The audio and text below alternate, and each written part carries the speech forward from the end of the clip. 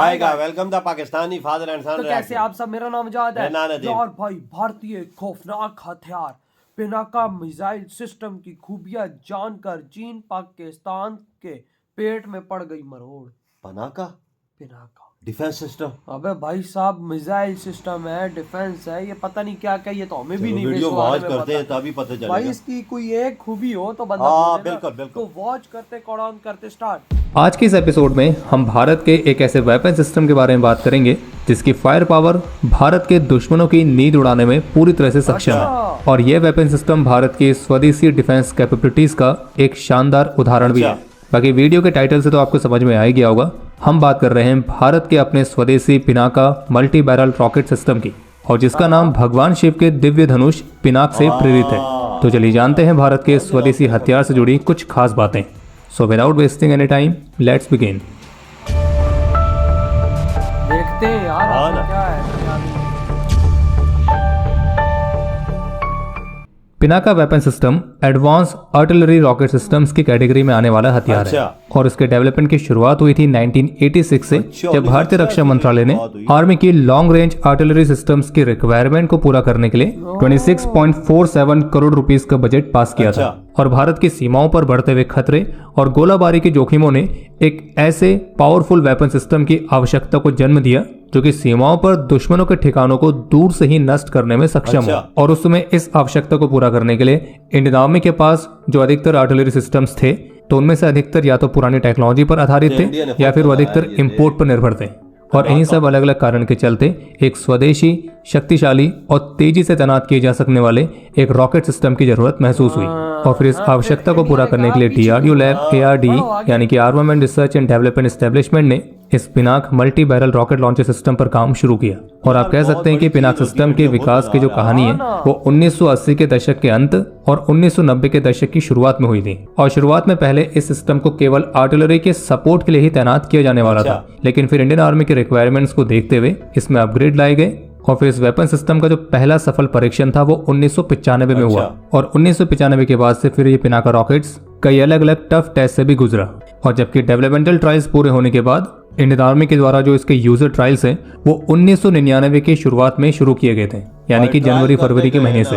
और 1999 वही साल है जब भारत और पाकिस्तान के बीच कारगिल युद्ध छिड़ा था। और इसलिए जिस वर्ष पिनाका रॉकेट्स के आर्मी ने यूजर ट्रायल्स शुरू किए, तो उसके कुछ ही महीनों बाद पाकिस्तान के साथ कारगिल में युद्ध छिड़ गया। और फिर इस कारगिल युद्ध में इस पिनाका रॉकेट सिस्टम को काफी व्यापक रूप से इस्तेमाल किया गया। और इस कारगिल युद्ध में इस पिनाका रॉकेट सिस्टम ने कारगिल की ऊंचाइयों में घुसपैठ करके बैठे हुए पाकिस्तानी घुसपैठियों को बुरी तरह से रोस्ट करके रख दिया था।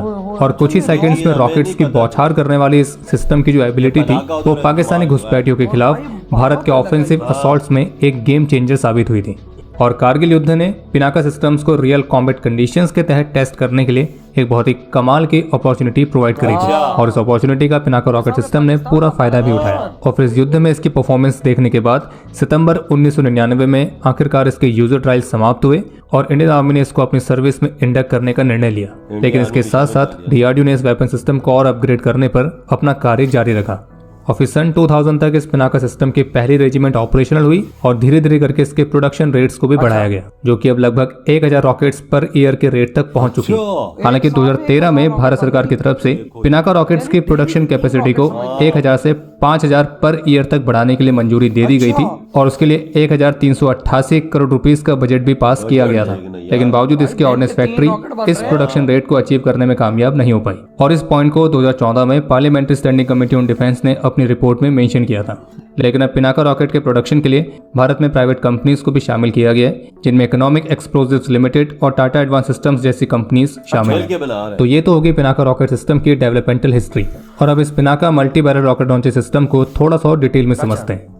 पिनाका रॉकेट सिस्टम की एक बैटरी में 6 लॉन्चर्स आते हैं और हर एक लॉन्चर में रॉकेट्स के लिए 12 ट्यूब्स होते हैं। और पिनाका का हर एक लॉन्चर केवल 44 सेकंड के अंदर 12 रॉकेट्स दागने में सक्षम है। और इस हिसाब से पिनाका की एक बैटरी के अंदर हो गए टोटल 72 रॉकेट्स। और अब आप इसकी जबरदस्त फायर पावर को इस तरह से समझिए कि पिनाका रॉकेट सिस्टम्स की केवल एक बैटरी केवल 44 सेकंड्स के अंदर 1000 बाय 1000 मीटर्स के एक एरिया को पूरी तरह से डिस्ट्रॉय कर सकती है। और इसका जो लॉन्चर है वो एक हाई मोबिलिटी ट्रक के ऊपर माउंट रहता है, जिससे इसको मिलती है शूट एंड स्कूट कैपेबिलिटी, यानी कि ऐसी कैपेबिलिटी जिसमें आप एक पोजीशन से फायर करके अपनी उस पोजीशन को तुरंत चेंज कर सकते हैं ताकि दुश्मन जवाबी कार्रवाई में आपको आसानी से टारगेट ना कर पाए। और इस तरह की जो कैपेबिलिटी है आज के समय में ड्रोन वॉरफेयर में सर्वाइव करने में काफी काम आती है। और आपको ये भी स्पष्ट कर दें कि पिनाका का हर एक लॉन्चर इंडिपेंडेंटली काम करता है, क्योंकि उसको कंट्रोल करने के लिए उसका अपना खुद का कंप्यूटर सिस्टम होता है। और आप इस लॉन्चर से चाहे तो एक बार में सभी रॉकेट्स को दाग दें, या फिर चाहे तो कंट्रोल सिस्टम की मदद से थोड़ा थोड़ा करके अलग अलग डायरेक्शंस में भी रॉकेट को दाग सकते हैं। और पिनाका का हर एक launcher autonomous mode, stand alone mode, remote mode और मैनुअल मोड में काम कर सकता है। इसके अलावा पिनाका रॉकेट्स की जो रेंज है, यानी कि इनकी मारक क्षमता कि ये कितनी दूरी तक टारगेट को डिस्ट्रॉय कर सकते हैं, तो शुरुआत में इसकी रेंज थी केवल 37.5 किलोमीटर और उस समय केवल 122 mm कैलिबर के रॉकेट से इस्तेमाल होते थे। लेकिन अब इसकी रेंज भी बढ़ चुकी है और इनके रॉकेट्स का कैलिबर भी। और अब पिनाका रॉकेट्स के 122 mm कैलिबर से लेकर 214 mm कैलिबर के रॉकेट्स आते हैं। और अगर बात करें इसके रेंज की, तो उसके लिए आपको पिनाका रॉकेट्स के अलग अलग वेरिएंट्स को समझना होगा। तो पिनाका रॉकेट्स के अलग अलग वेरिएंट्स हैं, जैसे कि पिनाका मार्क 1 जिसकी रेंज है 37.5 किलोमीटर, पिनाका मार्क 1 इनहेंस्ड जिसकी रेंज है 45 किलोमीटर, और ये पिनाका मार्क 1 का ये एक्सटेंडेड रेंज वाला वेरिएंट है। इसके बाद है पिनाका मार्क 2 जिसकी रेंज है 75 किलोमीटर, और इसकी खास बात यह है कि ये गाइडेंस सिस्टम के साथ भी आता है और मार्क 1 की तुलना में और भी ज्यादा एक्यूरेट है। इसके बाद है पिनाका मार्क 2 ER का मतलब है एक्सटेंडेड रेंज, और इसकी मारक क्षमता है 90 किलोमीटर। लेकिन फिलहाल अभी ये वाला जो वेरिएंट है तो इसके भी फाइनल टेस्ट चल रहे हैं। बाकी पिनाका मार्क 3 जिसकी रेंज होगी 120 किलोमीटर और पिनाका मार्क 3 ER जिसकी रेंज होगी 200 से 300 किलोमीटर।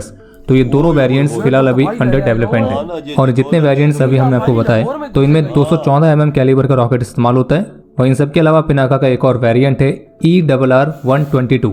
ERR का मतलब है इनहेंस्ड रेंज रॉकेट। इसकी रेंज भी 40 किलोमीटर है, लेकिन इसमें 122 mm कैलिबर का रॉकेट इस्तेमाल होता है। जो पिनाका रॉकेट्स हैं वो अलग अलग टाइप के वॉरहेड्स को कैरी कर सकते हैं, जैसे कि pre fragmented high explosive, anti tank bomblets, anti personal mines और इंसेंडियरी वॉरहेड्स भी। अभी वर्तमान समय में इंडियन आर्मी की आर्टिलरी कोर में पिनाका रॉकेट सिस्टम्स की 4 रेजिमेंट्स हैं, जबकि पिनाका की 6 और रेजिमेंट्स को बनाने के लिए भारत सरकार की तरफ से अप्रूवल मिल चुका है।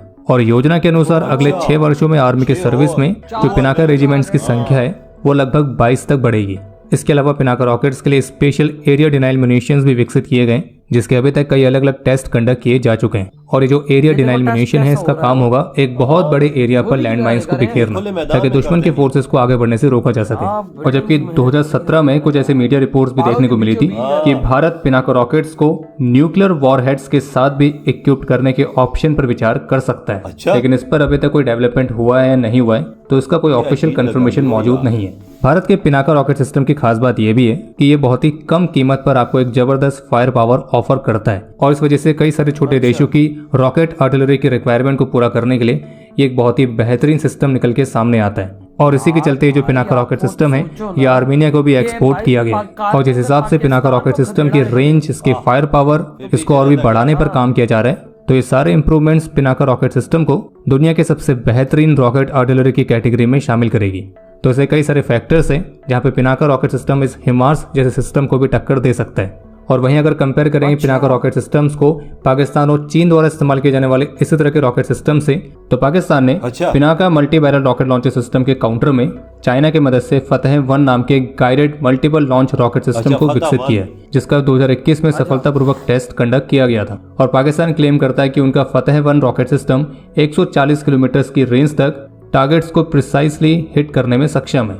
और एक्चुअल में जो फतेह 1 है उसे चाइना के A100 रॉकेट सिस्टम के आधार पर बनाया गया है, या यूं कहिए A100 का ही एक एडवांस वेरिएंट है। लेकिन आपको ये बताना चाहेंगे कि चीन का जो A100 सिस्टम है तो वो खुद रशिया के BM-30 स्मर्ट सिस्टम पर आधारित है, इसे चीन खुद इस्तेमाल नहीं करता है। बाकी 2021 में फतेह 1 की टेस्टिंग से पहले पाकिस्तानी आर्मी मुख्य रूप से मल्टीपल लॉन्च रॉकेट सिस्टम के तौर पर चाइनीज A100 सिस्टम को ही इस्तेमाल करती थी, जिसकी रेंज 100 किलोमीटर है और उसे पाकिस्तान में लाइसेंस के तहत लोकली प्रोड्यूस किया गया है, और जो कि अभी भी अच्छी खासी संख्या में पाकिस्तानी आर्मी की सर्विस में मौजूद है। और फतेह 1 को 2021 में टेस्ट करने के बाद फिर पाकिस्तान ने पिछले साल यानी कि 2023 में फतेह 2 guided multiple launch rocket system का भी सफलतापूर्वक टेस्ट किया है। और इस फतेह 2 को लेकर पाकिस्तान ने क्लेम किया है कि उनके इस रॉकेट सिस्टम की रेंज 400 किलोमीटर तक है और ये बेहद ही प्रिसाइज है। और कहने को तो पाकिस्तान क्लेम करता है कि फतेह 1 और फतेह 2 उनके अपने स्वदेशी सिस्टम्स हैं, लेकिन ये एक्चुअल में चीन के A100 और A300 रॉकेट सिस्टम के ही पाकिस्तानी वर्जन है। बाकी फिलहाल अभी फतेह 2 की तो टेस्टिंग चल रही है, और फतेह 1 जिसे 2021 में टेस्ट किया गया था तो उसको भी अभी तक पाकिस्तान की आर्मी में इंडक्ट किया गया है नहीं किया गया, तो उसका ऐसा कोई डेटा उपलब्ध नहीं है। बाकी पाकिस्तानी आर्मी के लेकिन पास जो इंडिया सबसे अधिक already संख्या में लेके रॉकेट खड़ा है। आर्टिलरी है तो वो है चीन का A100 सिस्टम, जिसमें 300 mm का रॉकेट इस्तेमाल होता है। लेकिन जैसे कि हमने आपको बताया कि A100 के एक्यूरेसी, रिलायबिलिटी इन सभी के साथ इश्यूज हैं। लेकिन पाकिस्तान के इन A100 के काउंटर में भारत के पास पिनाका के अलावा ओरिजिनल स्मर्च 9 के 58 MBRL है, और इसके अलावा भारत BM-21 का भी इस्तेमाल करता है। लेकिन BM-21 को अब पिनाका रॉकेट सिस्टम से रिप्लेस करने की प्रोसेस चल रही है। और वहीं अगर बात करें चीन की, तो चीन के पास से पिनाका के जैसा PHL-03 ये भी एक ट्रक माउंटेड रॉकेट आर्टिलरी है, और इसका हर एक लॉन्चर 300 mm के 12 रॉकेट्स को कैरी करता है, जिसकी मारक क्षमता 70 से 130 किलोमीटर तक है। बाकी चीन के पास वाइशी फैमिली के भी कई सारे मल्टीपल रॉकेट लॉन्चर सिस्टम्स हैं। लेकिन भाई बाकी भारत के साइंटिस्ट और इंजीनियर्स पिनाका रॉकेट सिस्टम को अपनी कैटेगरी में दुनिया का सबसे बेस्ट रॉकेट लॉन्चर सिस्टम बनाने में काम कर रहे हैं। बाकी पिनाका रॉकेट्स को लेकर आप कह सकते हैं कि ये एक ऐसा हथियार है जो कि बहुत कॉस्ट इफेक्टिव तरीके से एक बेहद ही प्रिसाइज और लीथल फायर पावर देता है, जो कि युद्ध में दुश्मन की मूवमेंट्स को सप्रेस करने से लेकर उनके लॉजिस्टिक्स, उनके सप्लाई डिपोज, उनके कमांड सेंटर्स, उनके जरूरी इंफ्रास्ट्रक्चर्स, इन सभी को पूरी तरह से तबाह करने में सक्षम है। और बाकी आर्टिलरीज को गॉड ऑफ वॉर यूं ही नहीं कहते हैं। बाकी इसी नोट के साथ हम इस वीडियो को समाप्त करते हैं। उम्मीद है आपका एपिसोड इधर ये वीडियो खत्म भाई। देखो ना कारगिल में इसी सिस्टम ने हमारी धज्जियां उड़ाई। हाँ, हम पहाड़ों पे थे उधर इसने मार की। ओ और यार, तभी तो भाई हम बोले भाई साहब हमारे क्यों है, इस वजह से आ रहे हैं भाई। जब ऐसे जैसा रॉकेट सिस्टम हो पनाका जहाँ पे जैसा। हमारी चौकियां हो, वहां पे टारगेट लेके कि मिसाइल आगे बजेंगे तो हम बचेंगे नहीं हो जब सवाल ही नहीं पैदा और होता। भाई इसकी रेंजे देखो भाई, पहले नया 37 किलोमीटर, फिर 45, फिर भाई 70, फिर 90, फिर आगे इंडिया जो बना रहे 200 से 300 वाली। 4 तो वेरिएंट इनके पास है और ये और ऐसा- 6 की मंजूरी दे दी इन्होंने। और इसकी भाई साहब ऐसा हाँ। सिस्टम है कि भाई साहब 44 सेकंड में सारे रॉकेट दाग देगा। देख ले, वो 44 सेकंड इतनी देर होती है, 1 मिनट भी नहीं है ना, पौना मिनट है पौना सारे और रॉकेट अब लॉन्च आप खुद सोचो एक बैटरी के अंदर हाँ। 72 लॉन्चर्स है, आप अंदाजा लगा। और भाई उन 72 लॉन्चों में आई थिंक 6 12 का सेटअप है। हाँ, तो आप सोचो ना 44 सेकंड में अगर भारत की एक बैटरी के थ्रू फायर किया जाता है फिर दुश्मन का क्या हाल होगा। क्या हाल होगा। मतलब 1 मिनट के अंदर अंदर तुम अगले के हजारों सैनिक चुटकियों में गिरा सकते हो। बिल्कुल वाकई। हजारों ठिकाने तुम अगलों के चुटकियों में बर्बाद कर सकते हो। भारत के इस सिस्टम की ये है ताकत। इधर पाकिस्तान का बता रहे हैं कि फतह 400 किलोमीटर है, सब झूठ है वो यार।